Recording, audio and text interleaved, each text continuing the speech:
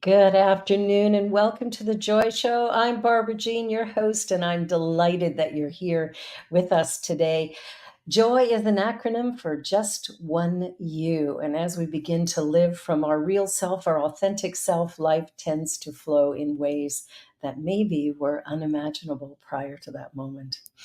I want to begin today with our land acknowledgement here in Canada. This is the week of Truth and Reconciliation, and tomorrow is Orange Shirt Day, as it is the National Day of Truth and Reconciliation. So, our land acknowledgement, we are honored to be meeting on this land that many First Nations, Inuit, and Métis people from across Turtle Island call home. We acknowledge and thank the original caretakers and knowledge keepers of the territory, the Mississaugas of the Credit, the Anishinaabe, the Chippewa, the Haudenosaunee, and the Wendat. We also give thanks to all other Indigenous peoples, recorded and unrecorded, who have shared responsibility for this territory. In honoring the Dish with One Spoon Treaty, which protects this territory, we accept our responsibility to peaceably share and care for the resources that surround us. We also acknowledge, as inhabitants of these lands, that inequity and discrimination continue to affect our BIPOC and 2S LGBTQ plus family. We therefore strive to be allies and take an active part in reconciliation. Recognizing our ultimate oneness and acknowledging our reality, past and present, we commit to moving forward in a spirit of mutual cooperation. We are one. Well, I'm so excited. My guest today is Martha Creek, and her mission is to serve. And boy, is that obvious. This is a person who serves ministries and ministers, helping us to be the best that we can be, and she is remarkable. She joins others in all aspects of their humanity as a peaceful presence, no matter the circumstance, with a clear, clear understanding that each of us is fully equipped and exist in an infinite possibility field. Martha is inspired and motivated to offer practices and insights that promote balance, autonomy, mindfulness, and a solid foundation for living. Martha is no stranger to challenging situations. She facilitates churches and organizations in the midst of conflict and change, individuals in emotional, financial, physical, and spiritual distress, and extraordinary people in struggles with day to day challenges looking for another way. Martha is dedicated to serving individuals in realizing their full potential. Well, welcome, Martha. I'm so grateful that you're here. You have been, in the short time I've known you, you've been a remarkable effect. You've had a remarkable effect on my life already. And I watch what you have been in the lives of some of the people I know. And you are doing some pretty great work. How did you get here? How did you become this? Well, they'll refer them to the website because there's a page of studies, credentials that'll reach from here to Egypt and back. And it started though as a young girl. Like I had some calling, Barbara. I'm asked this a lot, and I had some knowing as a young girl at 3 years old that Yeah, I'm here to be minister, and I believe minister is a verb, not a noun. I And agree. even at 3 years old, I said, I'm going to be a minister when I grow up.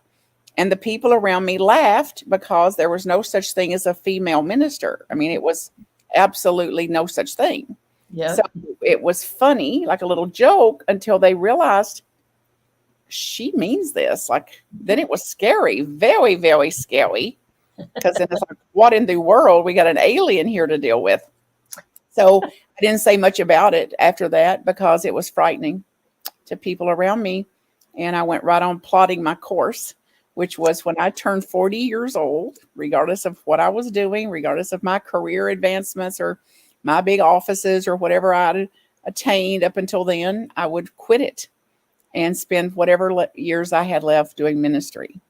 So I have prepared through mystery schools, through breath work, through Hoffman Institute, Byron Katie School, many, many workshops and seminars. I did all the required seminary training that was called ministerial education preparation back then that Yeah. Unity required. I also got ordained in religious science and eventually divine science. So it just goes on and on and on. And I'm still a student. I'm still enrolled. I'm still here today. I'm here today to learn also and to see what's left of me and where I'm got gaps, and what I'm say and what I mean and what I feel, and to see what I can learn about keeping myself on an even more solid ground. So it's been a lifetime spent at this and turning over every rock I could lift just to see what's under it and rolling over the logs to see what's under here and asking other people, what'd you find under your log? Let me look because there might be something under there I could learn from too. And I have a sense that this will go on with me throughout my years, regardless of how much longer I live, that I'll be a student to life for sure. I think that's probably the most valuable asset that any one of us can have, and that is to be teachable. That in any moment, just to know, I don't know what I don't know, and I'm willing to learn.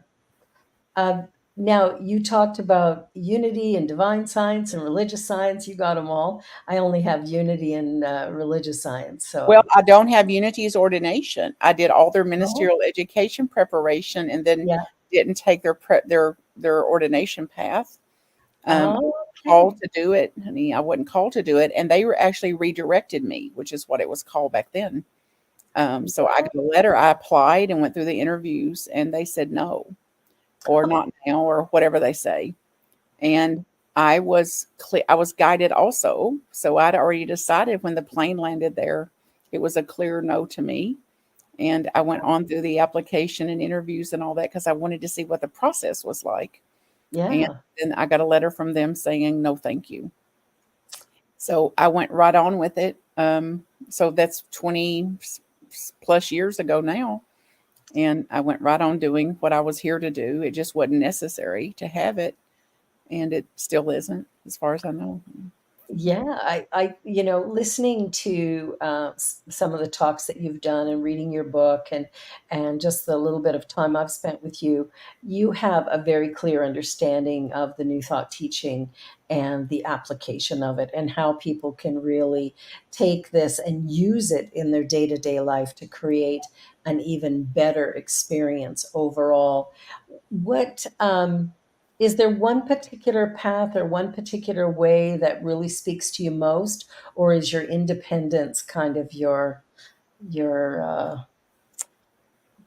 great stand? I don't know what word I'm looking Well, for. it may be independence. I don't know, Barbara Jean. I don't know. I feel like I couldn't find much difference, and I left. I was in when I would ask people when I'm coming up on 40, like I'm going to go spend the rest of my life doing this, and I would tell them what I believed, what my convictions were, and Yeah. things. They'd be like, "Oh, your new thought. That's a new thought.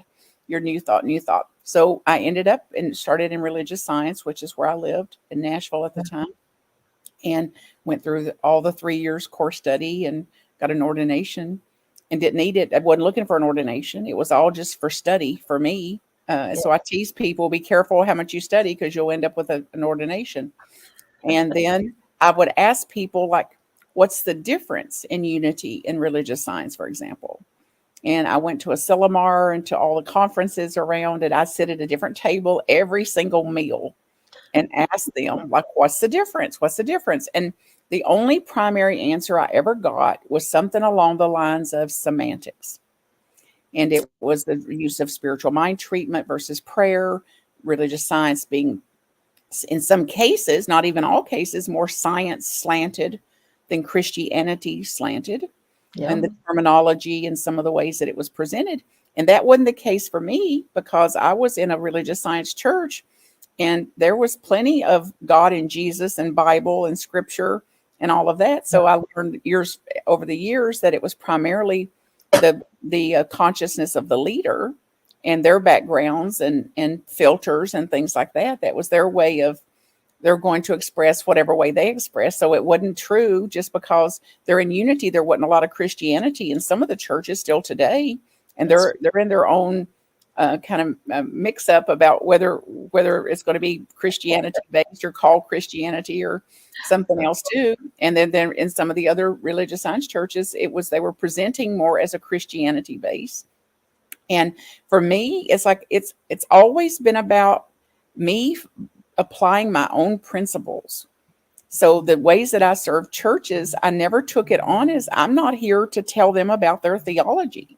No. I'm here to live my own. And if somebody else is benefited by it, and my role as I see it is to develop my own convictions, see if my convictions are true, and where I can live them out in the world, and everybody else gets to believe what they believe. So I do my best not to put my beliefs off on other people. So, um, That's powerful. That's powerful. so I don't know. Then I can be called anything, that as far as I know, whatever somebody calls me, whatever somebody thinks of me, there it is.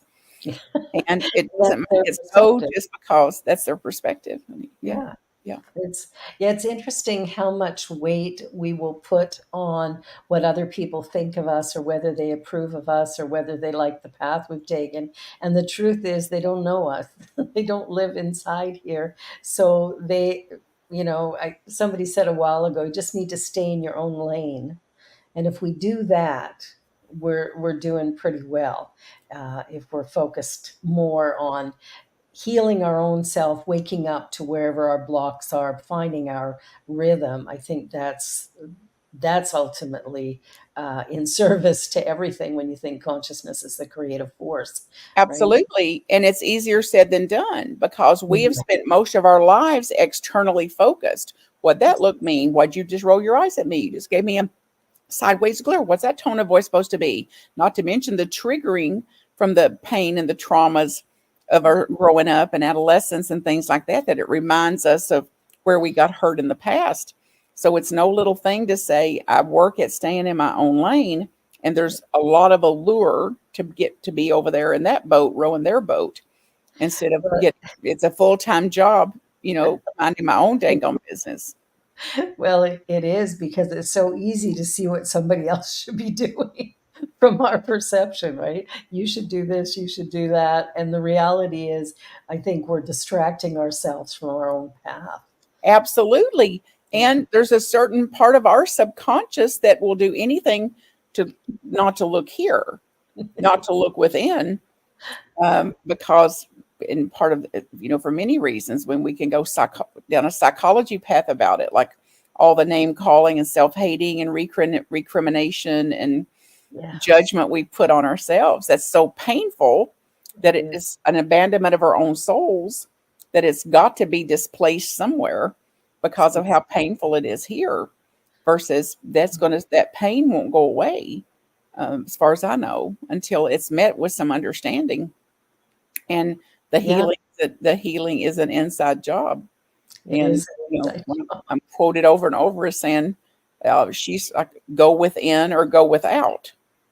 So I like that. those little one-liners have been some of my absolutely foundational work.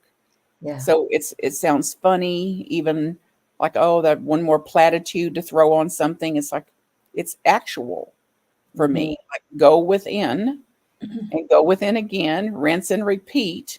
And if I don't like something on the outside, it's reflecting to me something that's not been reconciled and healed and met with some understanding on the inside. So instead of trying to rearrange the external, which is hopeless, eventually hopeless, it will not go It's my way. And you speaking the term should is a great example of it, Barbara Jean, because oh, it's no like kidding. any should opposes reality. That's right. He should. So Shoulds and knows. even speaking the word is its own insanity. So then It it's like really is. working to take that out of my vocabulary. Like I do my best not to speak it, and Yeah, it'll still come through and come out some. And yeah, we heard it like, oh yeah, don't shit on yourself. Don't shit on yourself. It's like, yeah. well, that's not just a platitude. That's actual. It's actual, yeah. Change your thinking, change your life. It's interesting how small changes will have a really huge impact fairly quickly. That's the part that surprises me the most sometimes, is that very small incremental changes in attitude really begin to move us in a direction that is like, whoa, doors all of a sudden fly open because That's I'm willing to forgive. That's so motivating, though. I mean, my gosh, it's what makes it look like miracles and like miracle making. Like, okay, I just did one thing and there's an exponential benefit to it. And that Yeah. I even said, like, if you, as you sort this out, as we sort this out, I don't have to go work it out with 12 people. When I work it out in my own consciousness, all the 12 people that was driving me nuts suddenly aren't anymore. And it's like, that's really good news for anybody today. I think what surprises me sometimes is when we see people who are struggling and we're trying to explain the concepts of oneness, which is difficult to explain for sure. But the idea that we are responsible for our experience, and that, I've had lots of people over the years come back and say, "Oh, I'm to blame because I got cancer." Nice going. It's no, no, that's not what we said.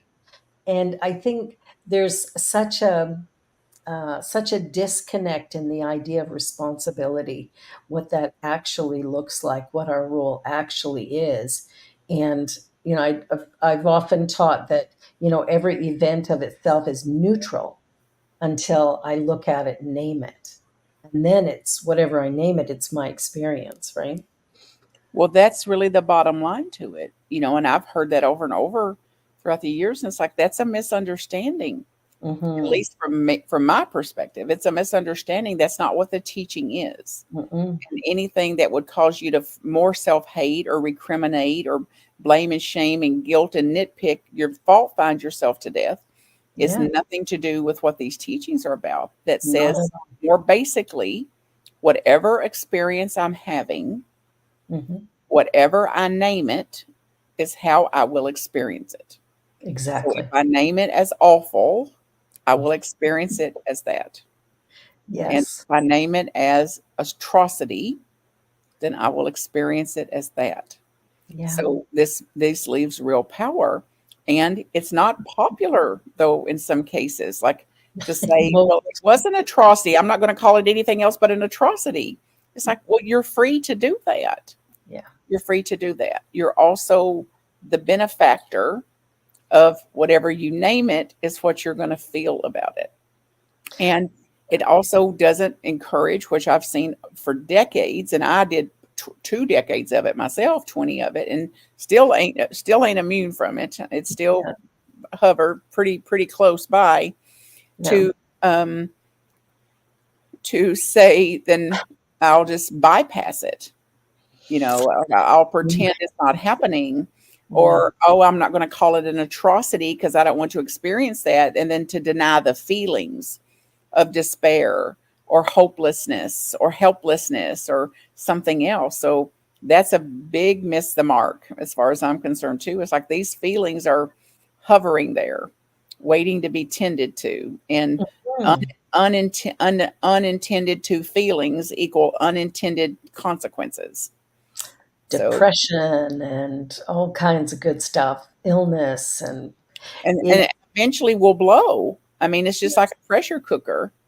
yeah, So, it's going to get deeper and deeper into depression if it goes that away, or more and more into rage and violence and aggression and retaliation and vindication and all that. If we're more patterned for conflict, it goes yeah. that way. But if we're patterned to cut off or shut down or go quiet or freeze over, then deep despair, loneliness, depressions, and all are very, very consequential.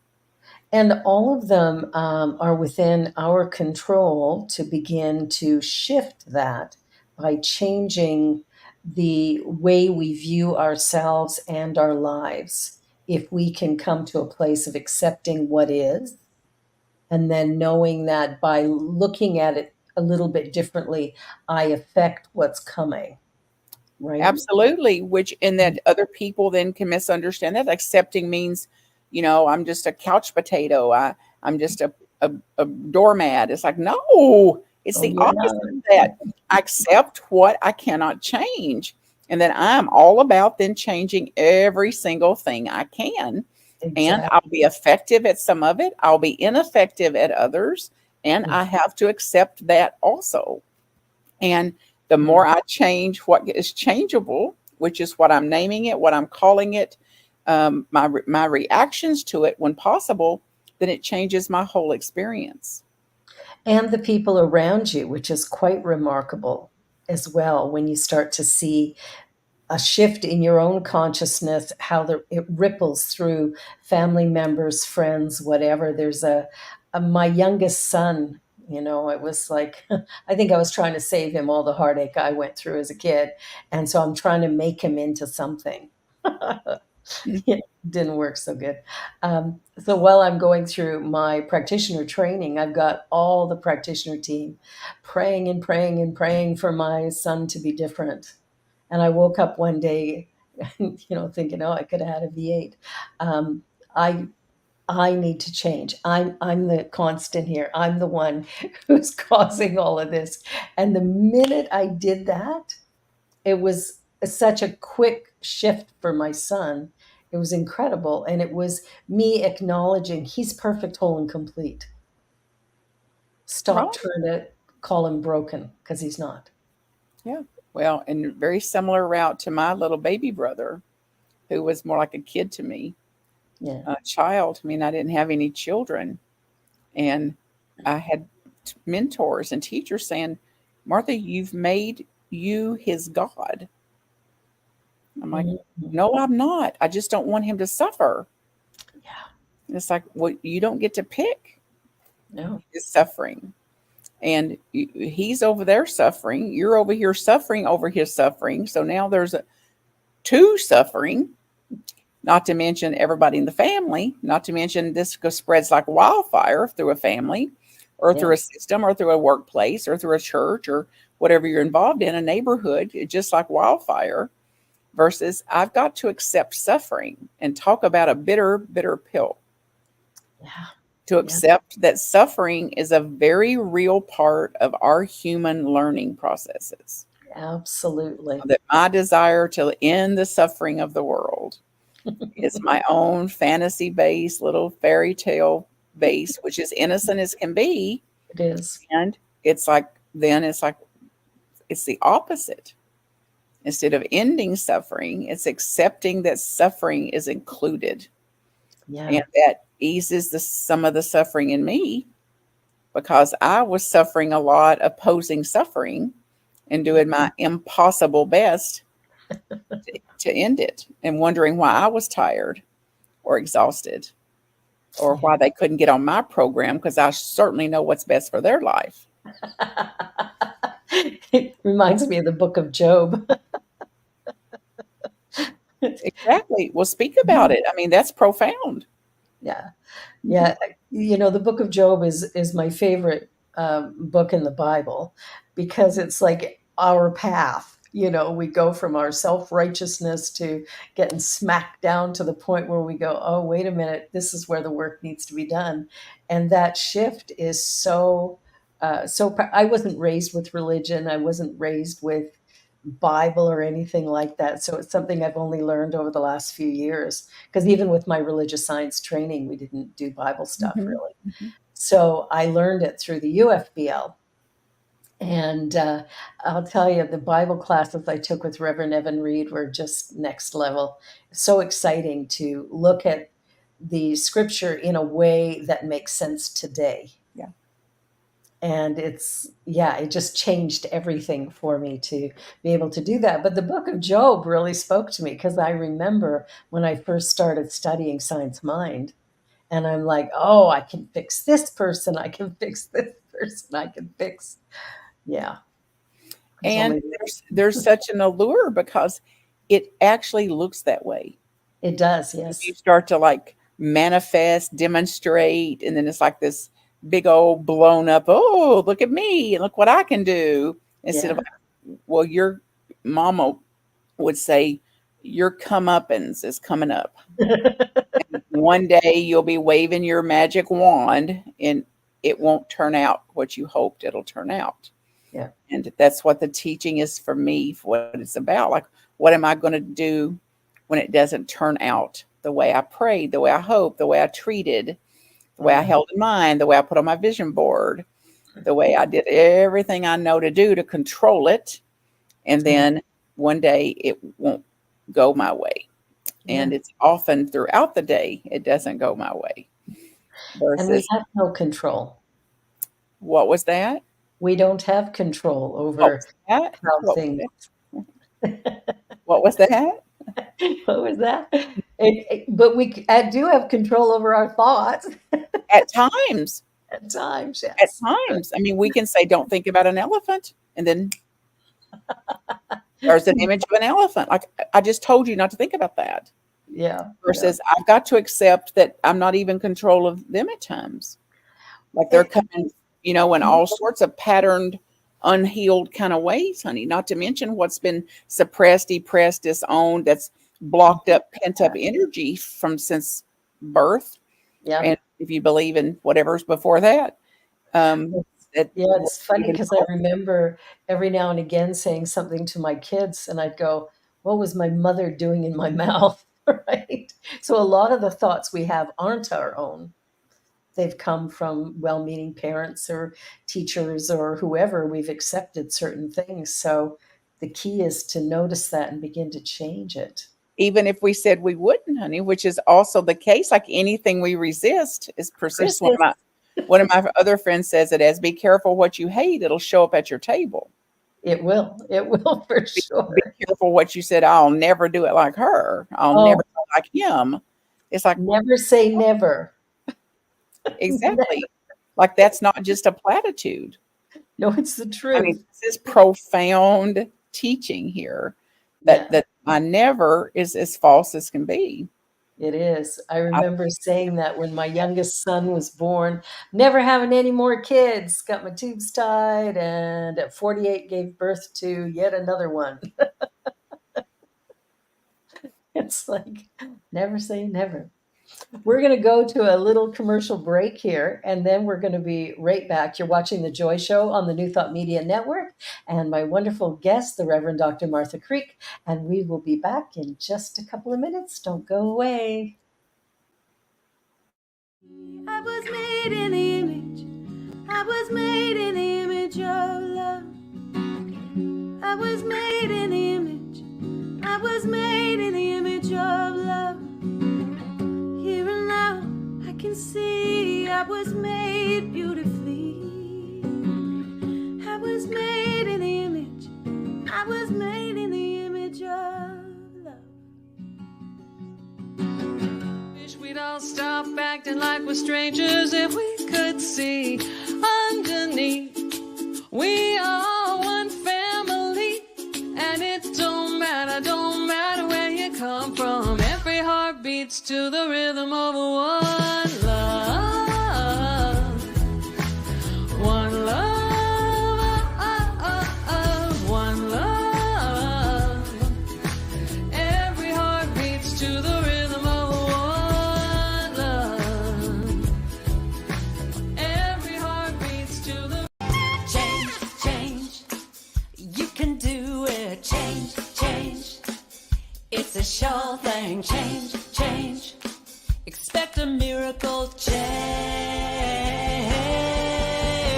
Change, watch me change. When you change the way you look at things, the things you look at change. When you change the way you look at things, the things you look at change. When you change the way you look at things, the things you look at change. When you change the way you look at things, the things you look at change. Now do do do do do change. Do do do do do change.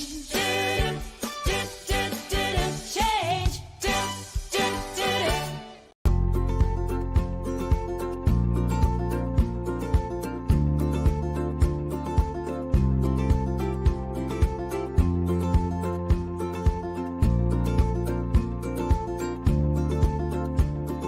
Blessings, everybody. My name is Jafon Seeley.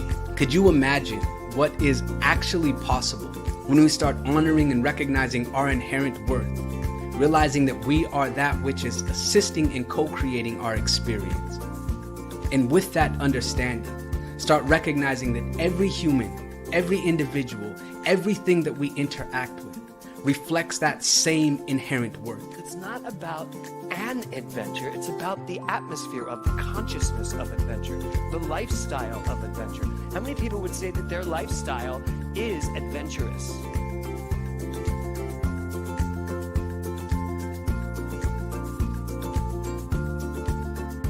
My name is Lisa Benson. I'm a diversity, equity, and inclusion consultant and the author of Anchored in Bias, Fired Over White Tears. It's a book detailing my lived experiences with workplace bias and what fueled my passion for normalizing conversations about differences and creating safe spaces for everyone to bring the best version of themselves to life every day.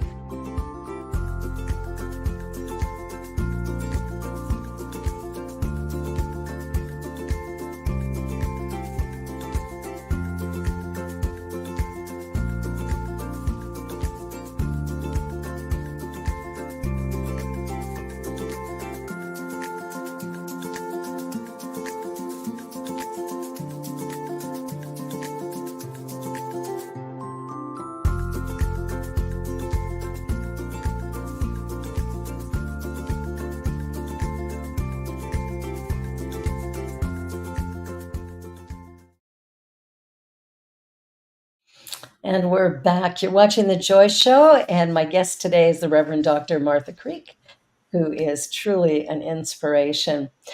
I was just thinking about, like, what is probably the most important thing an up and coming minister should know?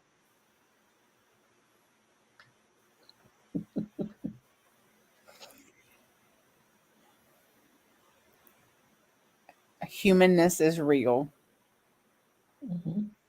So just because they're in a spiritual gathering or a spiritual community doesn't mean that their humanness will not show itself in spades, especially when it doesn't go their way, when they don't get their way, when there's some angst in the field or anxiety in the field, or there's some change to bear or some transition to navigate, which is all the time, one way or the other.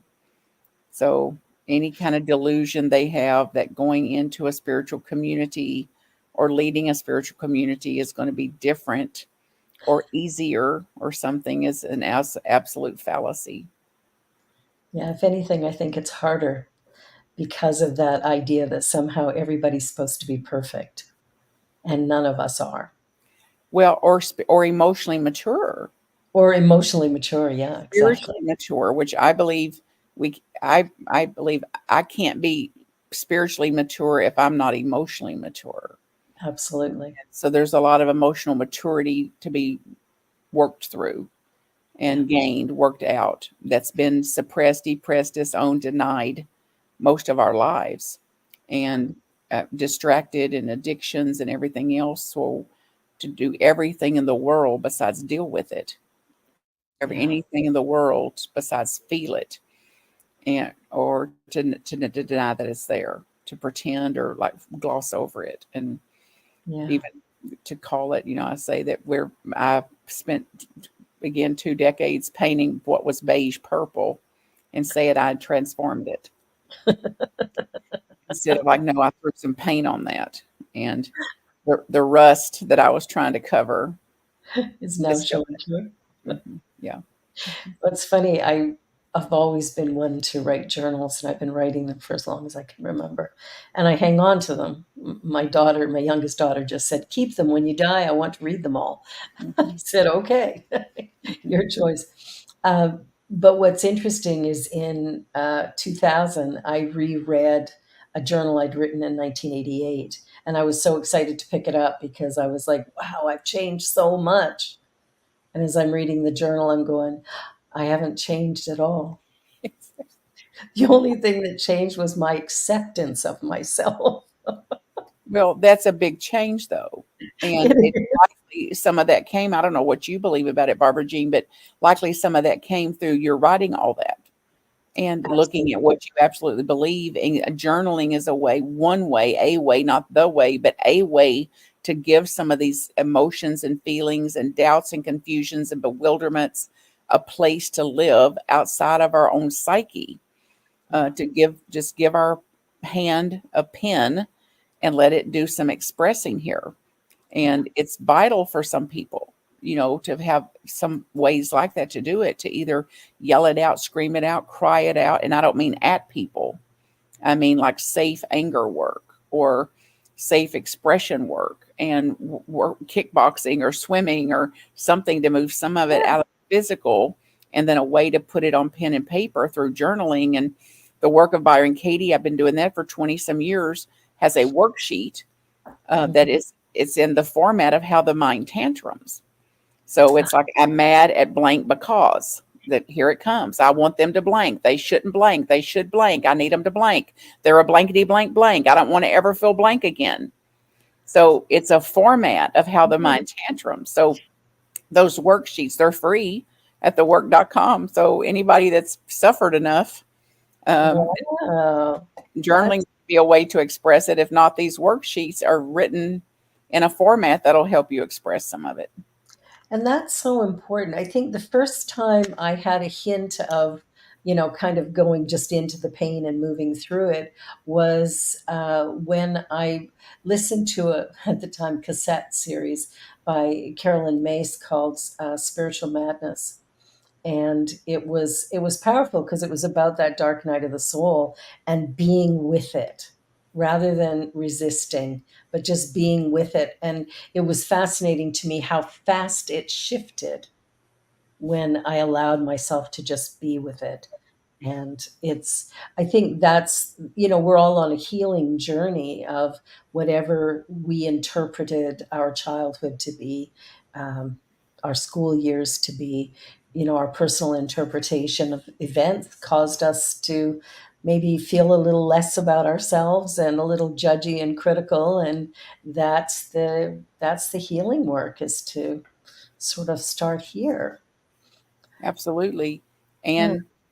And with all these inner saboteurs, I mean, depending on what you call them, or immerse myself in a work starting this year at the beginning of this year, um, on a book called No Bad Parts.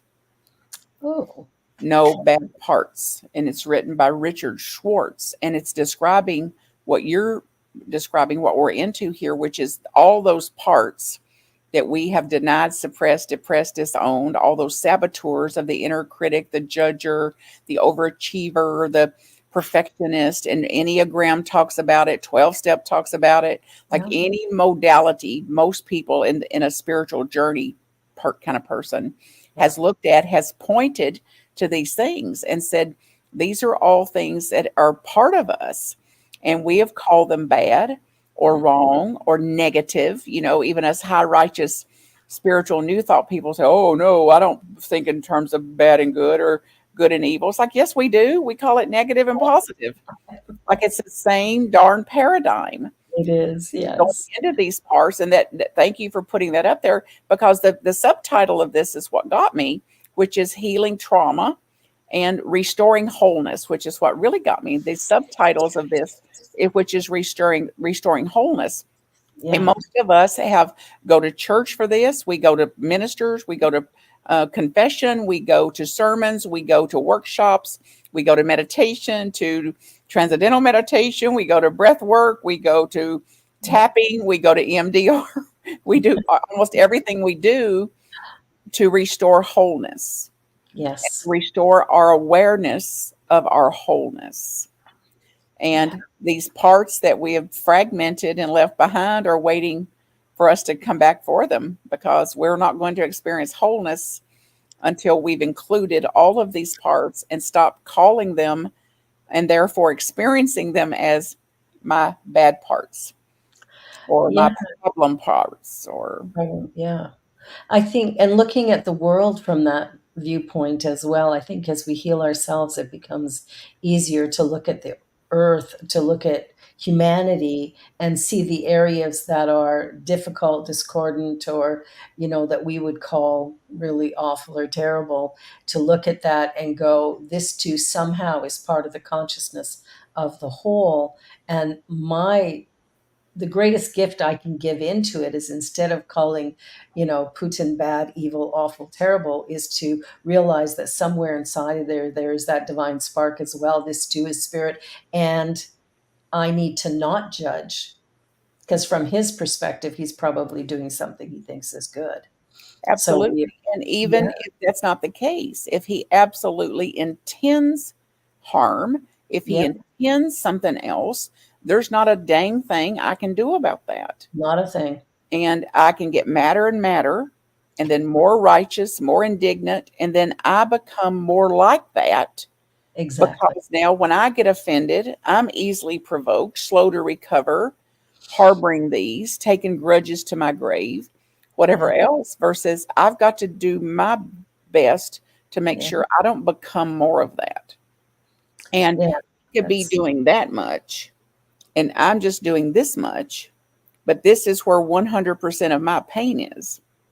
yeah, Like, so it's, I can use him all day to say that's the reason why I'm going to be a jerk today, because look at, can you believe what he's doing, versus I've got to use that to say that's how quick I could be a jerk, and that is exactly. absolute abandonment of my own soul.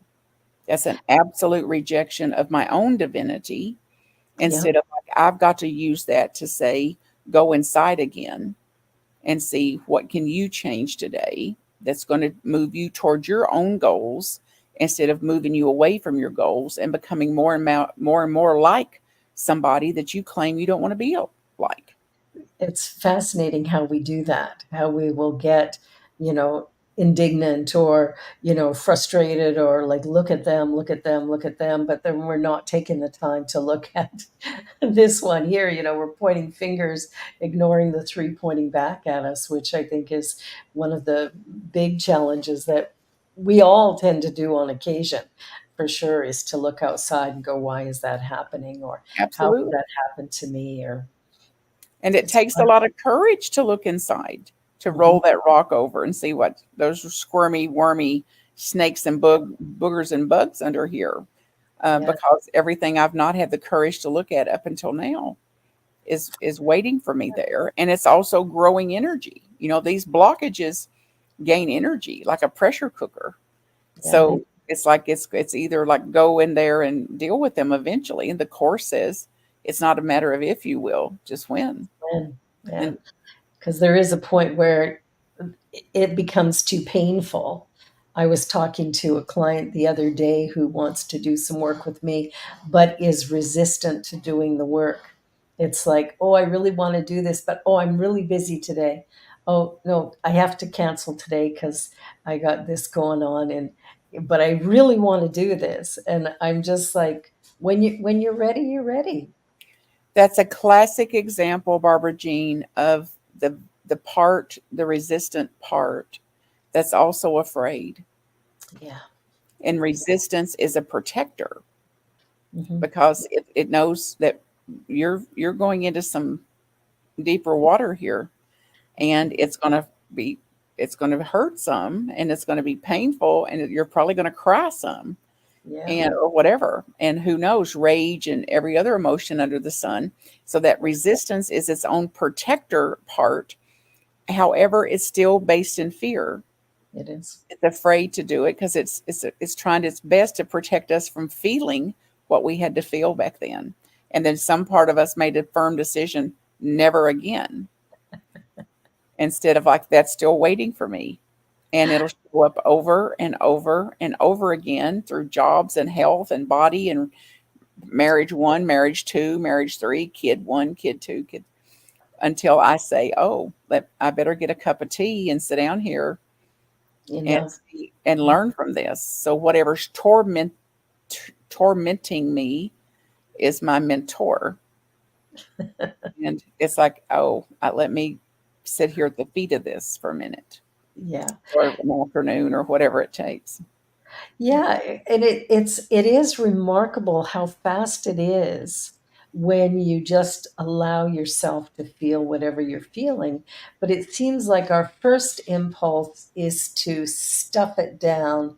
And I think as women, crying, yeah, I can cry really easily.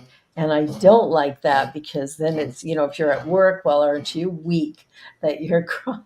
But it's not a weakness. Opposite.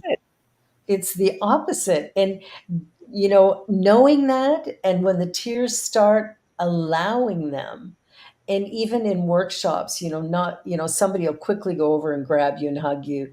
And it's like, don't do that. Let them have their experience. Yeah. But there's so much of us that really is so outward focused that we're trying to help everybody else, but we've missed the essential component, which is A- ourselves. Amen, sister. Amen. And that's a perfect example of our discomfort at their discomfort. So Hmm. instead of giving them the space to have their discomfort and their own breakthroughs, it's Yeah. like, no, I've got to restore my comfort and I can't do it as long as they're crying, or I can't do it if they're enraged. Yeah. Versus, no, my job is to create and hold a space for them to cry and to have enrage or whatever the case may be. I don't mean like a doormat. Like you wouldn't put yourself in situations if somebody can't regulate themselves, or if it was an unsafe environment, you wouldn't keep yourself in a situation like that. Yeah. And there's absolutely my wanting them to feel better. And this came out in spades in one of these very intensive 9-day things we were doing through the work out there in person. And somebody stood up to speak and started crying. And here come 3 or 4 staff members running at her with a Kleenex box. And she stopped and she said, "Could y'all stop just hitting me over the head with these Kleenex?" And Yeah. it's like, that was graphic, even dramatized, like hitting me over the head with these Kleenex boxes. Because it's like, I've got one chance to cry here, and I may have spent 50 or 60 years not crying. And now I have one opportunity to cry, and all of you helpers are running at me with a Kleenex box, which she couldn't experience as somebody being helpful. She was hearing it as, don't cry, don't cry, don't cry, suck it up, buttercup, whatever was the already primordial messages and physical message some of us have been given over the years, instead of like, I'm here to cry, please just give me some space to do it. Yeah, we had I caught myself, blocking my tears. We had to have our cat put down 2 weeks ago, and we've had the cat for 20 years. My daughter's 18. She hasn't known life without this cat, so it was very emotional for all of us. But it was interesting. I don't think I cried for about 5 or 6 days, but my husband and my daughter absolutely lost it, and I caught myself maintaining composure for them. And I thought, you're doing that again. It's like I'm not rescuing them from their tears, but I'm preventing my own, thinking that somehow that's going to help them. Right. And it's that old conditioning that just keeps popping up. It will, which, so it's a very valuable even to look at that as an example. Like, I've got to be there for them, or they can't bear it. They're already melting down anyway. I can't add any more meltdown to that, Yeah.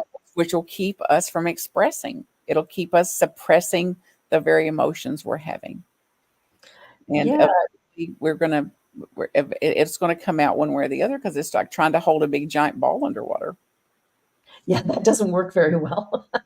I Not, remember playing not, with them as not a kid. eventually. We won't have the stamina to do it, honey. And then we even say, like, my God, where'd that come from? Like, oh my God, I just cried a bucket full, or oh my God, I just enraged at somebody. And it's Yeah. like, yeah, the straw that broke the proverbial camel's back. And it's like, no, it wasn't the straw. It was what I had suppressed. You said push down, depress, Mhm. whatever word you use, honey, or denied. And Yeah. then that's where all the addictions come in. Because it's like, now I've got to do everything I can to make sure I don't feel that. Or I got to stay distracted enough. I don't have to go into to do my own deep inner work. And the more I look at others and keep an external focus, which is, I used to tease, like, this shouldn't be called self realization work. It should be called other realization work. That's where we're taking everybody else's inventory and what I want them to do and need them to do and what they should do and what they shouldn't do and my noble opinions about them instead Well, of that's yeah, self-realization work is another thing. Self yeah, to be self-realized yeah. is something else. Yeah, I think, as, parents who are, doing their best to teach us have taught us that we need to look outward rather than inward in many cases. And I think that's sort of one of our big challenges is forgetting all the things we were taught so we can uncover this true self, the real self that we've buried because somebody felt uncomfortable around us. Absolutely. And that we've made them our source if we're not careful. Like that's Yeah, how I'm supposed to feel better. And as long as they go along with me or they love and appreciate and adore me and acknowledge me and validate me and see me, I'm just doing fine, fine, fine. And yeah, then when they don't, and they eventually don't, or they eventually won't or can't, then it's like that's the day of a reckoning yeah, to exactly. say, okay, if I keep looking out there for it, and then they don't show up to suit me, or they don't deliver in my time frame, or I put my money in my vending machine and it doesn't drop down what I expected to get out of the vending machine, where does it leave me? Yeah, And it's like right back where I've always been. And I was just the last to know. yeah. It's interesting how we avoid what's going on for us. Even when somebody suggests to us, we start getting this teaching and we start doing this work, and we're hearing or we're hoping that we're hearing that I am responsible for my well-being. If I don't do me, I won't get done, and me getting done is essential to the collective. Yeah, And yet we don't tend to go there. We rarely resist it at because, all well, costs. there's too much to be done out there. And I can't do my work till I get on the program. So And until I won't do you my work until they start following the food plan I just gave them, or till they quit smoking, or till they quit blaming and stop criticizing. And, sort of thing. I can't stand her. She's so judgmental. that one's the best. Yeah, don't invite her. She's so negative. It's like I can't even be around her. Like all she does is criticize. That's And it's like, hilarious. oh, I'm criticizing the critical, claiming I don't want criticism in the world, Yeah. judging the judgmental, claiming that I want less judgment in the world, shaming the shamers, and then perpetuating the very thing that we pray and sing every single Sunday that That's just, we claim that we want to have less of. well, And we want peace on innocently, earth. most of us are not doing it in malice. No, no, we have no idea. Absolutely unconscious, an unconscious bias Exactly. that, We'll sing "Let There Be Peace on Earth," and then we'll go and argue with our neighbor and refuse to forgive our spouse or our kids or whatever.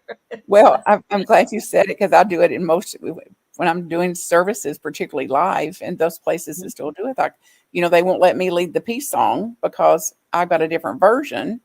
oh, So instead, good. let there be peace on earth and let it end with her. And as soon as she apologizes, I'll be at peace. As soon as she quits using that tone of voice, I'll be at peace. And it's like, oh, then Uh-huh. let there be peace on earth. And it's Yeah. like, there won't ever be any more peace on earth than there is now until I come in Decide. here, hi ho, back inside I go. Yeah, that's the key. I look at like the vision statement for CSL, a world that works for everyone, and I'm going, that's not a vision because it's already a reality. It is working for everyone according to their consciousness. So how is that a vision? And and then I'll get an explanation because I've been fighting that vision statement for years and years and years, and nobody wants to change it. So I just change it for myself. But I look at it and I go, how can you not see that that's already been accomplished? Yeah. A vision is something that I maybe will never accomplish, but it's where I, want to go, right? And so I think sometimes we get a little bit caught up in what we think we want to see in the world, but are we ready to be that thing? And Well, there's the challenge. well, and then which is a its own indicator that I don't really want that, Yeah, even though I'm saying I want it. I don't actually want it because I'm not doing something about it. exactly. And it's like I'm waiting for them to do it instead of I've got to be the one to do it. If for Yeah, any level of sanity or sobriety or clarity or integrity or whatever words you want to use, it's like that's mine. That's on me. yeah. And there's no shortage of curriculum or no shortage of or opportunities here to do it. Well, And that's use this I don't know if you want to put that on or not, honey, but I do it. I still use the science of mind, and was directed back to it after 20 some years.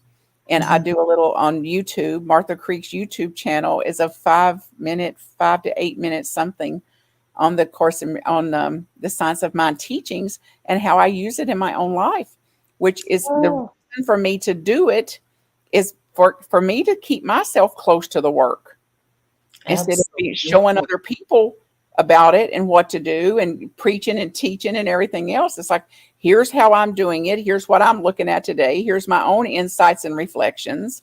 And if you can be benefited by it, Godspeed. Here you go. Here's 5 or 6 minutes of insights that may shed Nice. a light on what you may be facing today. Oh, I love that. I love that. I'm going to go check that out. Well, we're down to our last 2.5 minutes. It goes by fast. And what is one thing that you'd like to leave everybody with? Sort of one of your little tidbits.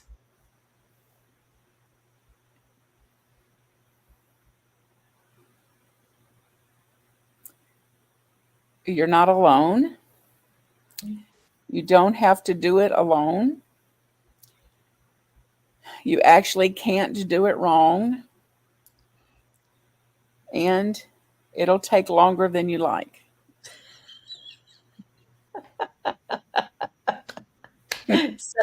Such wise words. It always takes longer than we like. And we So, haven't caught on that we're the one making it take longer.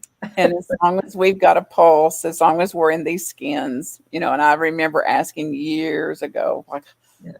when is enough enough? When is enough textbooks enough? When is enough workshops enough? And some wise, wise woman said, "Honey, as long as you've got a pulse, as long as you've got a pulse, there's some more to do." There's some work to do. If I'm on this side of the grass, I got work to do and I should be happy about it. It was helpful for me, Barbara Jean, because I remember saying that day that I'm not going to approach this like drudgery, like, oh, there's so much more to do. It's like, there is more to do, and it's revealing itself to me. Yeah, If I've got the eyes to look and see and tell the truth, it is revealing itself to me. And exactly. I am not as blind anymore. We're willing to look at that nitty gritty stuff. Thank you, thank you, thank you. This has been wonderful. I still need to book you for one of my church services because you have incredible wisdom that I know everybody will value greatly. Thank you so much for being here and for being you and just continuing to shine that bright light in the world. You're You're truly a so, gift. so very welcome. It's absolutely my highest privilege to serve those who serve. And Oh, I look forward to doing anything we do together, honey. I yay. love and appreciate you. And as far as I know, it's a yes. Mhm. Beautiful, beautiful. Thank you so much. You're watching The Joy Show on the New Thought Media Network, and we will be back again, same time next week. Have a wonderful weekend. Bye for now.